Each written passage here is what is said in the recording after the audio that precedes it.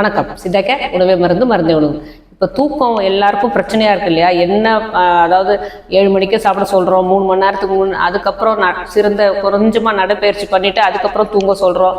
படுக்கும்போது தூக்கம் வரல அப்படின்னா படுக்கிறதுக்கு முன்னாடி விதவிதப்பான தண்ணியில் குளிச்சுக்கோங்க. அதுக்கப்புறம் விதவிதப்பான தண்ணியை குளிச்சுட்டு படுங்க. நல்லா நல்ல மூச்சு பயிற்சி செஞ்சுட்டு தூங்குங்க அப்படிலாம் சொல்கிறோம். நிறைய எலக்ட்ரானிக்ஸ் குட்ஸ் யூஸ் பண்ணாதீங்க, மொபைல் பார்க்காதீங்க, டிவி பார்க்காதீங்க. இவ்வளவும் செஞ்சும் தூக்கம் வரல அப்படிங்கிறப்போ என்ன செய்யணும் அப்படின்னா, நம்ம படுக்கையை கொஞ்சம் மாற்றுறதுக்காக பழகிக்கணும். முதல் இலவம் பஞ்சு பருத்தி பஞ்சு, இதை தான் சித்தர்கள் சொல்கிறாங்க.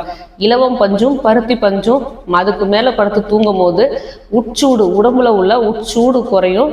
அதேமாதிரி சுக்கல விருத்தின்னு சொல்லுவாங்க. மேல் ஃபர்டிலிட்டி, ஃபீமேல் ஃபர்டிலிட்டி, இது 2 பிரச்சனைக்கும், இன்ஃபர்டிலிட்டிக்கு 2 பிரச்சனைக்குமே நல்ல தீர்வாக அமையும் சொல்கிறாங்க. அதனால் இப்போ இருக்கிற ஃபோம் சொல்கிறாங்க, வேறு என்னென்னமோ சொல்கிறாங்க, அதெல்லாம் யூஸ் பண்ணுறதை தவிர்த்துட்டு இலவம் பஞ்சு பருத்தி பஞ்சு இதில் ஏதாவது ஒன்று கிடச்சி தேடினா தானே கிடைக்கும். ஒவ்வொரு விஷயமும் தேடி கண்டுபிடிச்சி அதனால் மெத்தை தச்சு அதில் நம்ம தூங்க பழகிக்கிட்டோம் அப்படின்னா உடல் உட்சூடு குறைஞ்சு நமக்கு குழந்தை பிரச்சனை இல்லாதவங்களுக்குலாம் குழந்தை பிறக்க நிறைய சான்சஸ் இருக்குது. அதாவது நிம்மதியான தூக்கமும் வரும்.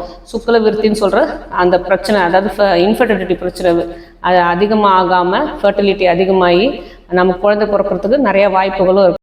வாட்டர் பெட்டும் இதுக்கு நமக்கு தேவைப்படாது. அதனால் நம்மக்கிட்ட நம்ம இடத்துல விளையிற இலவம் பஞ்சோ பருத்தி பஞ்சோ அதால் தைக்கப்பட்ட மெத்தையில் தூங்கினாலே போதுமானது.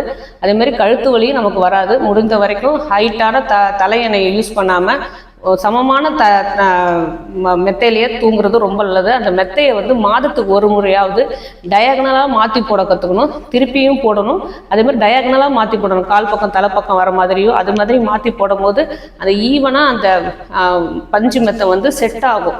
அது அப்போ தான் நம்ம உடம்பு வலியும் தீரும். அதேமாதிரி படுக்கிறதுக்கு முன்னாடி ஒரு 20 நிமிஷமாவது முதுகு தண்டு ஃப்ரீயாக இருக்கிறதுக்கு, ஒரு முதுகு தண்டில் L3 L4 L5 ஒரு வளைவு இருக்கும் இல்லையா, அதில் ஒரு காட்டன் துணியை மடித்து அதை இடுப்புக்கு அடியில் வச்சுட்டு ஒரு 20 நிமிஷம் படுத்துட்டு அதுக்கப்புறம் அதை எடுத்துட்டு தான் தூங்க போகணும். ஏன்னா எப்போதுமே அந்த முதுகு தண்டுக்கு அந்த இடத்துக்கு ரெஸ்ட்டே இருக்காது, படுத்தாலுமே வளைஞ்சு தான் இருக்கும். அதனால் அதுக்கு கொஞ்சம் ரெஸ்ட் கொடுக்கறதுக்காக இந்த டவலை மடித்து வச்சுட்டு 20 நிமிஷம் கழித்து அதுக்கப்புறம் அதை எடுத்துகிட்ட பிறகு தூங்க ஆரம்பிச்சோன்னா அதுக்கு நல்ல ரெஸ்ட் இருக்கும்.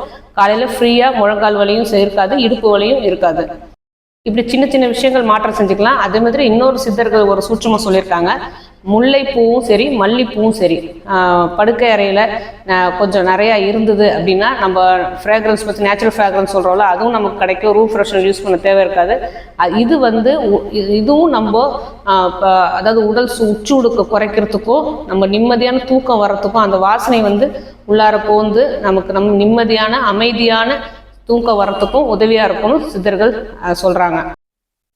அப்படி இல்லைன்னா வெங்காயத்தோலும் சரி பூண்டு தோலும் சரி அதை ஒரு காட்டன் துணியில் கட்டி பெட்டுக்கு கீழே வச்சிட்டாலே போதுமானது. அந்த நறுமணமும் உங்களுக்கு பூச்சி அண்டாமையும் இருக்கும்.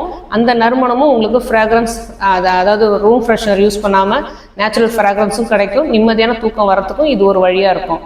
ஆரோக்கியமாய் வாழ்வோம். வேறு ஏதாவது சந்தேகங்கள் இருந்தாலும் சரி, உங்களுக்கு ஏதாவது எதை பற்றி பேசணும்னு உங்களுக்கு விருப்பம் இருந்தாலும் சரி, தாராளமாக நீங்கள் கமெண்ட் பண்ணலாம். எங்கள் சித்தா கேர் போரூர் அணுகி உங்கள் நோய்களுக்கான தீர்வும் சரி ஆலோசனையும் சரி தாராளமாக பெறலாம்.